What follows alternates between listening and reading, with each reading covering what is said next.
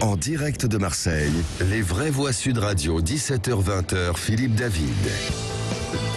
On les a applaudis pendant les confinements en tapant sur des casseroles alors qu'ils se battaient sans blouse ni masque. On pensait qu'on tirerait les leçons de la pandémie en redonnant des moyens à l'hôpital et 2 ans après, patatras, comme on dit au casino, rien ne va plus. Toujours autant de manque de médecins et d'infirmières, des urgences à l'agonie, avec 120 services en fermeture partielle, difficultés régulant l'accès aux services, ayant recours au délestage ou au plan blanc. Un drame résumé mercredi soir dans Le Monde par une tribune du professeur Adnet intitulée « Aux urgences, un service sur 5 est en danger de fermeture cet été, il y aura donc des morts ». Et il n'y a pas que les urgences qui souffrent, nombre d'hôpitaux et de services ont été fermés. 17 000 lits les 5 dernières années. Sans oublier le fait que 3 ans après le début de la pandémie, il n'y a toujours pas de vaccin français contre le Covid. La France, le pays qui a créé les vaccins contre le charbon, la rage, le BCG ou plus récemment l'hépatite B. Une époque où notre système de santé et notre recherche étaient des références mondiales, d'où notre grand débat. Le système de santé français peut-il redevenir le meilleur du monde? Et vous êtes 66% à dire non sur Twitter. Avec nous, quelqu'un qu'on connaît déjà, qu'on a déjà eu dans les vraies voix, Arnaud Chiche, médecin urgentiste et président du comité Santé en danger. Bonsoir Arnaud Chiche. Bonsoir. Annie Lévy-Mozzi-Konacci, médecin généticienne à l'hôpital Nord de Marseille. Bonsoir. Bonsoir. Et Saïd Ouichou, médecin généraliste à Marseille. Bonsoir. Bonsoir. Je vais résumer par une formule qui rappelle une triste bataille de Napoléon. Système de santé français, morne pleine, Arnaud Chiche. Oui, c'est un peu triste ce constat et de l'entendre comme ça. Bon, je suis médecin anesthésiste réanimateur. Ça, oui. C'est pas tellement différent parce que je travaille aussi un peu aux urgences et surtout on a essayé de rassembler beaucoup de médecins urgentistes dans le cadre du collectif. Oui, on en est arrivé à un stade très inquiétant. Les causes sont multiples et puis ça fait longtemps que la dégradation a commencé. Beaucoup de monde est responsable de ça, donc je pense que ça n'est même plus le moment de savoir pourquoi on en est là. C'est surtout le moment de savoir comment on sort de cette situation et sur quels axes nouveaux on se met pour être sûr de pouvoir regarantir à nouveau un accès aux soins à tous les Français, quel que soit l'endroit du territoire, quel que soit l'heure. C'est ça l'enjeu, c'est de pouvoir continuer à soigner tout le monde. Ça, c'est le théorème de base. Et ça me paraît un peu fou qu'on soit encore obligé de le dire et de le réclamer. Ça me paraît, moi, tellement évident. Probablement parce que quand on est médecin, c'est évident qu'on doit soigner les gens. Je pense que quand on est à la tête d'un pays comme la France, ça doit sembler évident de mettre en place un système qui va permettre de soigner tout le monde. Voilà. Vous êtes anesthésiste réanimateur dans les Hauts-de-France? Oui. C'est bien ça? Oui. Annie Lévy-Mozzi-Konacci, vous êtes médecin mais à l'hôpital Nord de Marseille. Alors même si c'est le Nord de Marseille, c'est quand même le Sud, à l'autre bout de la France. Les problèmes de l'hôpital sont les mêmes à Marseille que dans les Hauts-de-France? Même constat et en effet... Même dans une grande ville comme Marseille? Même constat malheureusement parce que les problématiques de santé en fait à l'hôpital sont la résultante d'un problème global de la santé en France. Et c'est vrai qu'on insiste sur ce qui est plus frappant, les urgences avec les décès possibles. Mais il faut savoir que tout le système français, et notamment de santé, est à revoir. Aujourd'hui, l'hôpital, moi je suis médecin généticien, je ne suis pas aux urgences, je développe aussi de l'enseignement, de la recherche, je suis hospitalo-universitaire dans un CHU et je vois qu'aujourd'hui, la recherche, je n'ai plus le temps de le faire parce que je dois pallier à l'absence de mes collègues qui sont partis à la retraite et donc je fais leur boulot, la secrétaire qui ne sont pas remplacés, la secrétaire qui était à un temps plein qui est maintenant à mi-temps, donc le travail s'accumule, les techniciens qui ne sont pas remplacés lorsqu'ils partent à la retraite, etc. etc. Et donc aujourd'hui, on est vraiment, moi je vais avoir 60 ans, j'ai pas de honte à le dire, j'ai plutôt choisi le système public parce que c'était là où je pensais pouvoir faire de l'innovation, de la recherche. Je fais ni de l'innovation ni de la recherche et je me bats alors que tout ce qu'on a mis en place sur le système de l'innovation, c'est dans le privé qu'il est en train de se développer parce que c'est là où existent les capitaux et où on peut investir sur des hautes machines, des grosses machines, l'hôpital ne pouvant plus le faire. Saïd Ouichou, vous êtes généraliste dans le 15e arrondissement de Marseille. Quand vous entendez vos confrères et consoeurs qui sont en hôpital, Vous avez, vous, des problèmes avec vos patients que vous ne pouvez pas envoyer à l'hôpital parce qu'il y a, ou alors il y a des délais complètement délirants pour avoir une consultation, une IRM, un scanner? Ces problèmes, ils se sont installés petit à petit, mais aujourd'hui, on est... Ça a commencé quand, vous dites petit à petit? Bah écoutez, je pense que... Je ne vais pas dévoiler votre âge, mais ça fait quelques années que vous êtes médecin quand même, manifestement. Oui, bientôt 60 ans. Comme ça, les choses sont dites. Pas que vous êtes médecin. 60 ans. Bien. Donc, effectivement, la médecine, elle est malade, gravement malade. Vous avez parlé de fermeture de lits. Les 20 dernières années, il y a eu 100 000 lits de fermés, de supprimés. Donc, c'est quelque chose qui a été programmé depuis longtemps. Le numerus clausus était de plus en plus important au fur des années. Au fur et à mesure, on a 8 000 médecins qui partent à la retraite et on en formait 3 000, 3 500. C'est carrément délirant. Donc, on a une situation qui est programmée, qui était prévisible. On s'attendait, nous, soignants, depuis longtemps, on tirait le signal d'alarme, on disait attention, ça va aller mal, ça va aller mal. Maintenant, aujourd'hui, on est dedans. Mais on arrive à des stades très, très graves où même des SAMU, des urgences ferment. C'est quand même inadmissible dans un pays où on avait quand même un système de santé, un des plus performants, le plus important, où tout le monde nous envie à notre système de santé. Bah, aujourd'hui, j'ai envie de dire, faut pas tomber trop malade chez nous en France. Justement, Arnaud Chi, vous êtes anesthésiste, réanimateur. Vous avez lu, je pense, la tribune du professeur Annette dans Le Monde, qui date d'avant-hier, hein, c'est pas très vieux. Ça fait peur quand un professeur vous dit bah oui, il va y avoir des morts cet été, et puis c'est la faute à pas de chance, c'est la faute à qui? Comment en est-on arrivé là?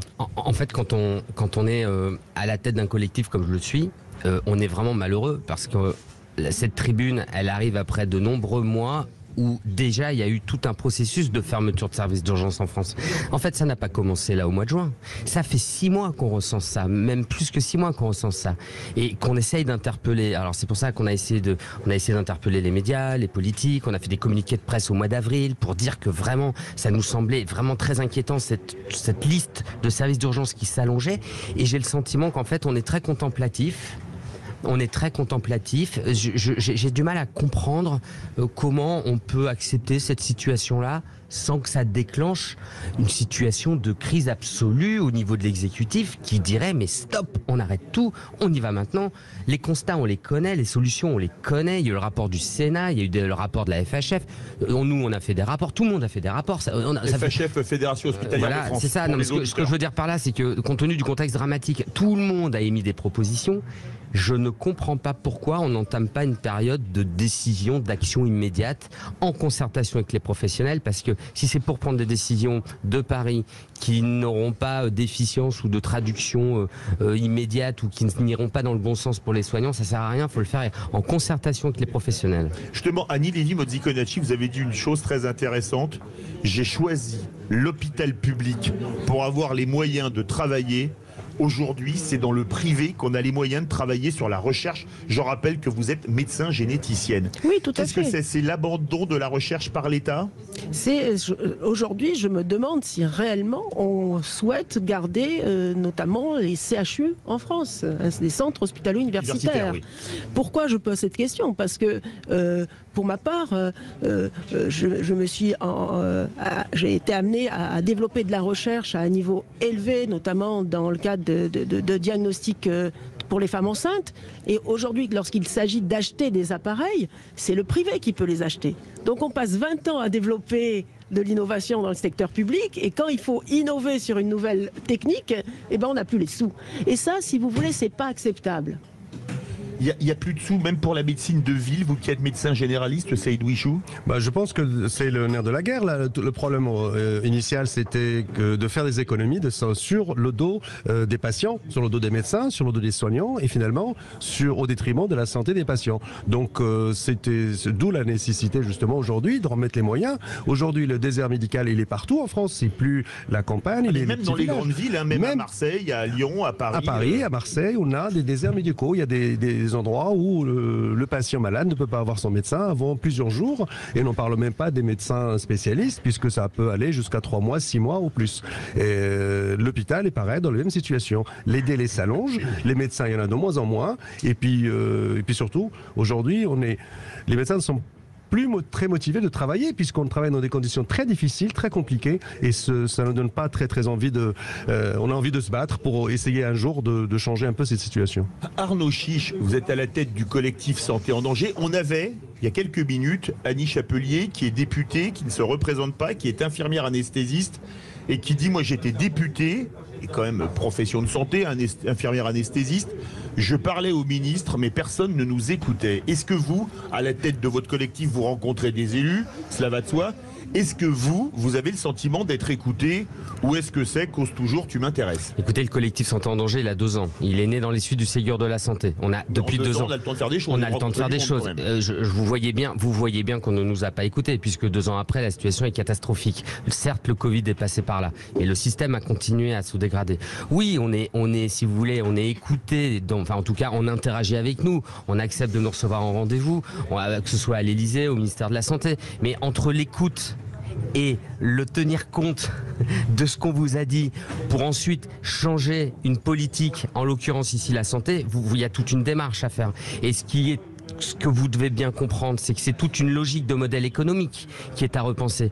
Parce qu'on a appliqué à la santé pendant des décennies une vision d'économie marchande, une logique d'économie marchande, au détriment, comme le disent mes collègues, de l'intérêt des citoyens et de leur santé. Donc tant qu'on ne changera pas de modèle économique et tant qu'on raisonnera en dépenses de santé, alors qu'il faut raisonner en termes d'investissement de santé, en développant la prévention, tout en relançant l'attractivité des hôpitaux, ça ne marchera pas. Il faut révolutionner le modèle économique. Justement, on a parlé, la santé, c'est pas que l'hôpital, c'est pas que la médecine de ville, c'est la recherche fondamentale aussi. Vous êtes généticienne, Annie Lévy-Mozzi-Konachyi. Tous les pays du Conseil de sécurité de l'ONU, membres permanents, ont leur vaccin anti-Covid, tous sauf la France. Est-ce qu'il y a une faillite de la recherche française? Parlons vrai. Je pense que c'est une des éléments. On a mis au vaccin le charbon, l'hépatite B, la rage, le BCG. On a quand même su faire des vaccins. Je crois qu'il faut prendre en compte cette problématique. Je crois qu'aujourd'hui, il y a un constat à faire. Et c'est vrai que je rejoins Arnaud Chiche. Pourquoi ce constat n'est pas fait? Il est là, il est factuel, on peut l'évaluer.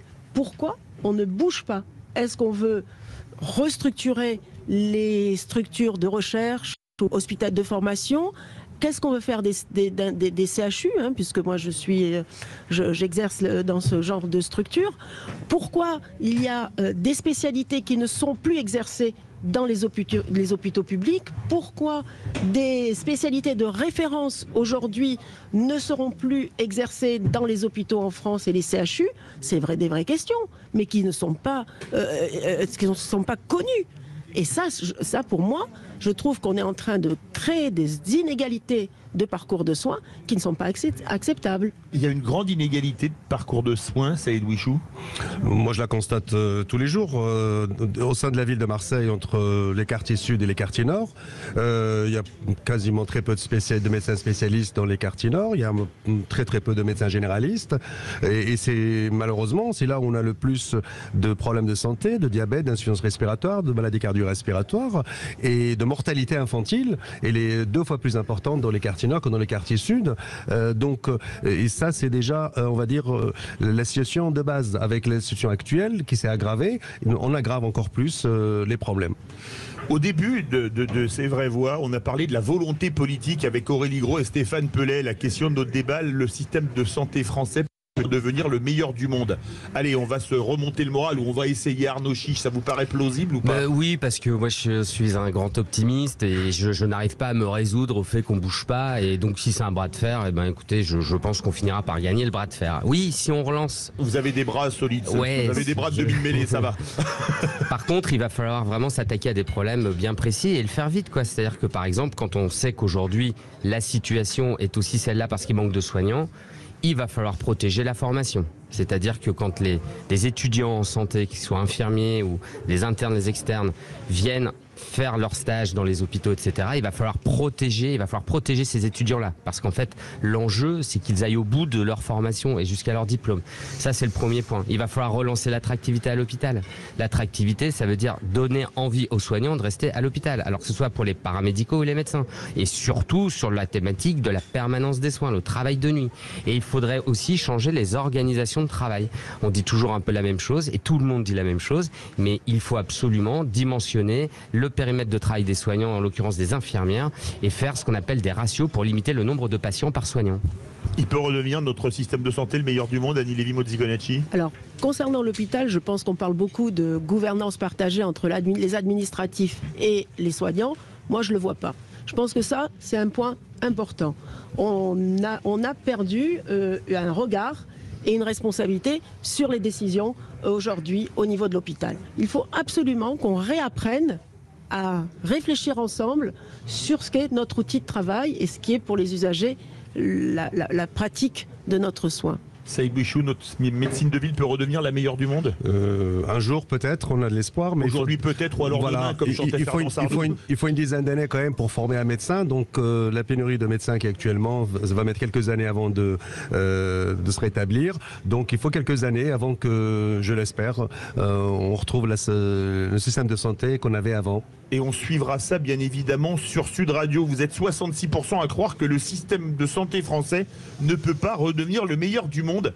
Vous avez tous été, notamment vous je pense, en tant que généticienne, confrontés à la mucoviscidose. Oui. Eh bien, vous aimez le rugby? Oui. Il va y avoir une très très belle initiative pour le dernier match de l'USAP à domicile contre la mucoviscidose dimanche. On va en parler dans quelques instants. Alors, je vous proposais de rester avec nous parce que c'est une très belle initiative d'un président d'association de lutte contre la mucoviscidose dont le fils est malade. Et ça se passe à Perpignan. Allez, on traverse le golfe du Lion dans quelques instants avec nos invités.